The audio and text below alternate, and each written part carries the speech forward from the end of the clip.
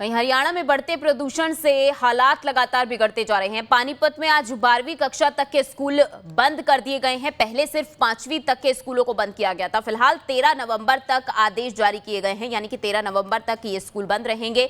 सोनीपत में भी 10 नवंबर को नर्सरी से 12वीं तक के स्कूलों की छुट्टी कर दी गई है। रेवाड़ी में डीसी राहुल हुड्डा ने धारा 144 लागू कर दी है। उन्होंने सख्त चेतावनी देते हुए कहा है कि अधिकारी हाथ पर हाथ धरकर ना बैठें। पर्यावरण और वायु प्रदूषण को नियंत्रित करने के लिए ठोस कदम उठाए जाएं। उन्होंने ये भी कहा कि जिस एरिया में कंस्ट्रक्शन बैन है उस एरिया में निर्माण कतई ना होने दे। अगर इस तरह की निर्माण कार्य करता हुआ कोई पाया गया तो उस पर सख्त से सख्त कार्रवाई की जाए।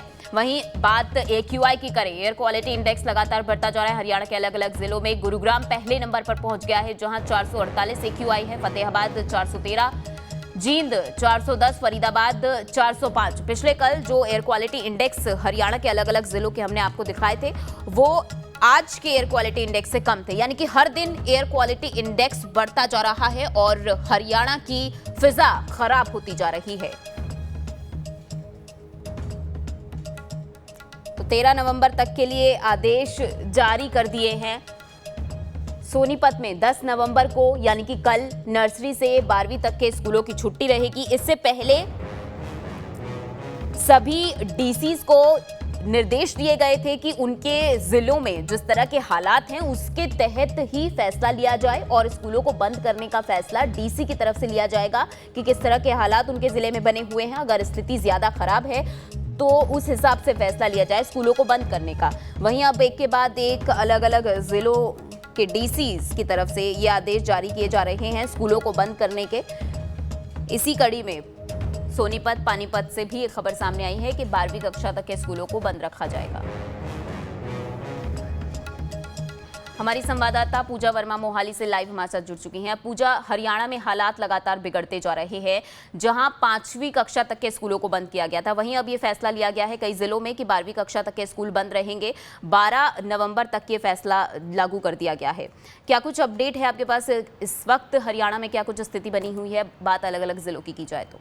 बिल्कुल नेहा, आपको बता दें कि एयर क्वालिटी इंडेक्स लगातार जो है वो बढ़ता जा रहा है और जिसकी वजह से इस वक्त हरियाणा में जो स्थिति है बहुत ज्यादा खराब चल रही है।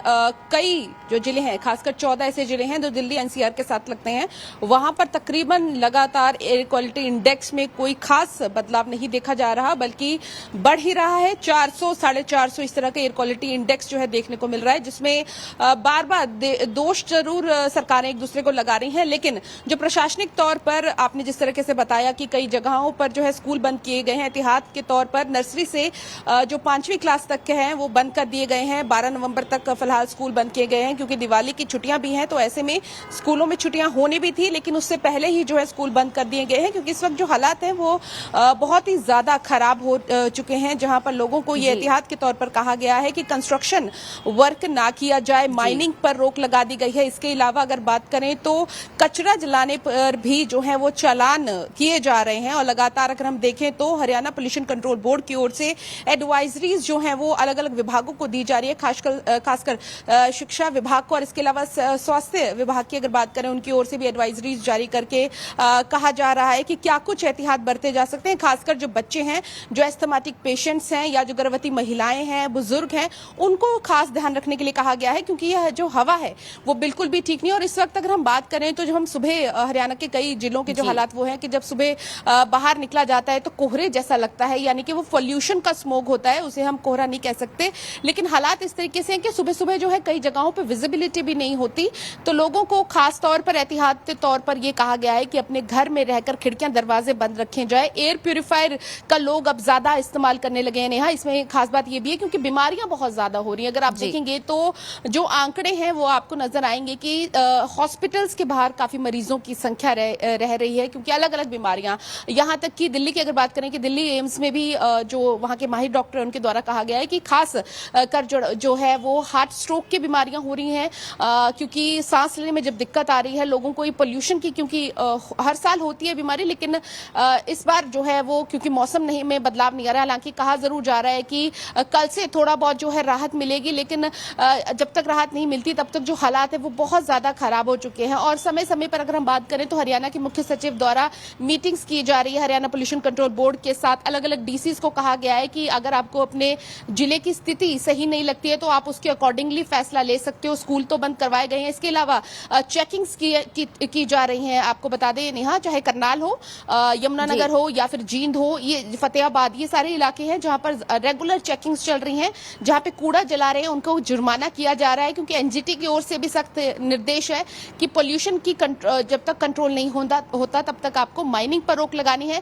इसके अलावा अलग अलग जो भी फैक्टर्स कंट्रीब्यूट करते हैं प्रदूषण पर, उन सभी को चेक करना है, क्योंकि कह तो रहे हैं कि पोल्यूशन कैसे हो रहा है, लेकिन उस पर क्या आप एक्शन ले रहे हैं, ये सुप्रीम कोर्ट ने भी पूछा था।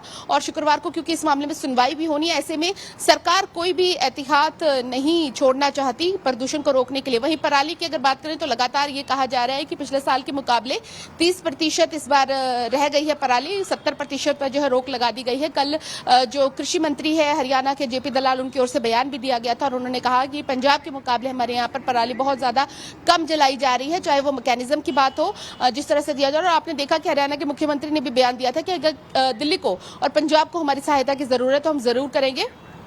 हालांकि बार बार ये भी कहा गया कि दूषित हवाओं की कोई भी सीमा नहीं होती, मुख्यमंत्री ने कल भी कहा। और ठीक इसी चीज को लेकर, क्योंकि अब देखो नेहा, सुप्रीम कोर्ट में एफिडेविट जो है वो पिछली बार फाइल किया गया था, तो अभी भी स्थिति बतानी होगी कि पंजाब हरियाणा में क्या स्थिति है। अगर पराली जल भी रही है, चाहे वो 30% ही क्यों ना हो, क्या उसके लिए जो सुप्रीम कोर्ट ने कहा है कि वहां का संबंधित एसओएचओ जो है रिस्पॉन्सिबल होगा अगर पराली जली। तो आप ये मान के चलिए कि सरकार पर भी बहुत ज्यादा प्रेशर है कि जो भी पराली जला रहा है उसके खिलाफ सख्त से सख्त एक्शन लेना, नहीं तो एसएचओ के ऊपर कार्रवाई करने के आदेश जो हैं वो डायरेक्टली सुप्रीम कोर्ट ने दिए हैं। ऐसे में सरकार ने अब दोबारा से जो है वहां पर अपने बयान रखने हैं, अपनी दलीलें देनी है, तो हर एक एक्शन लिया जा रहा है इस प्रदूषण को कंट्रोल करने के लिए। हालांकि सब कुछ निर्भर करता है नेहा मौसम पर, अगर मौसम सही रहता है तो प्रदूषण जरूर कम होगा और लोगों को राहत मिलेगी, लेकिन फिलहाल वो होता नजर नहीं आ रहा है, क्योंकि ये सारा अगर हम बात करें तो नेचर है। जी बिल्कुल, धन्यवाद पूजा तमाम जानकारी के लिए। तो